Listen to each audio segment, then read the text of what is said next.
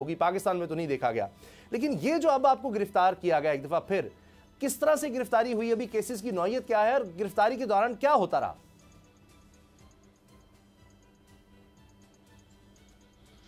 ये जो अभी गिरफ्तारी हुई है उसामा भाई, ये अरशद भाई की शहादत के बाद जनरल कमर जावेद बाजवा की रिटायरमेंट से पहले लाहौर में एक तकरीब हुई थी, उसमें मुझे बुलाया गया था और उस तकरीब में मैंने एक तकरीर की थी और जो मैंने कहा वो आप सबने सुन भी लिया और पूरी दुनिया ने पहले भी सुना था।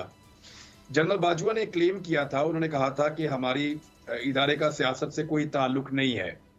मैंने लोगों से ये पूछा कि क्या जनरल बाजवा सच कह रहे हैं, तो लोगों ने नहीं में नफी में, यानी मैंने उनसे ये पूछा था कि जिनको लगता है सच कह रहे हैं तो वो हाथ खड़ा करें, तो बहुत थोड़े से लोगों ने हाथ खड़ा किया। फिर मैंने पूछा कि जिन लोगों को लगता है कि जनरल बाजवा सच नहीं बोल रहे वो हाथ खड़ा करें, तो लगभग सारे हॉल ने ही हाथ खड़ा किया। और ये एक छोटा सा सर्वे था जो मैं दिखाना चाहता था कि देखिए जो बात आप कर रहे हैं, लोगों को आप पे एतबार नहीं आ रहा, लोग आपकी बात को तस्लीम नहीं कर रहे, क्रेडिबिलिटी खराब हो रही है।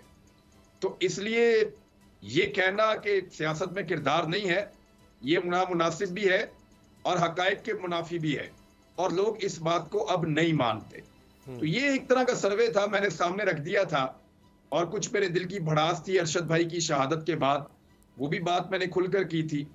और मामला असल में तो ये नहीं है ना उसामा भाई, आप भी जानते हैं कि मामला क्या है। मामला ये है कि जो हम कहते हैं वो कहो और जो हम मना करते हैं वो ना कहो। रजीम चेंज पाकिस्तान में हुआ, इसके बारे में बात ही मत करो कि रजीम चेंज हुआ।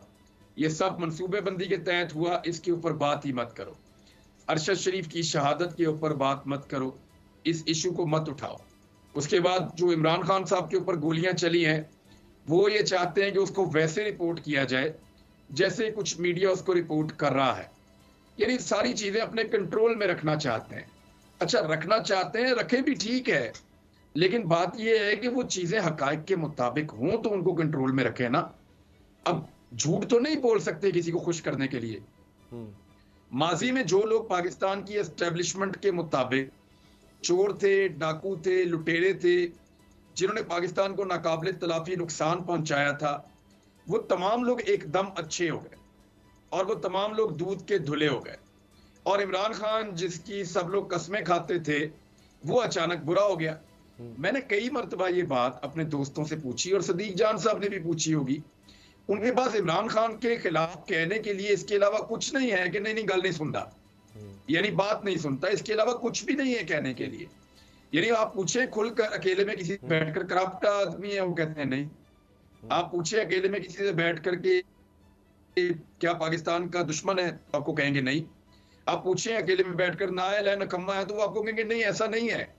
वजह यह है कि एक दो चीजें ऐसी हैं जहां बात नहीं सुनी और ये जिद और अना की भेंट हमारा मुल्क चढ़ गया।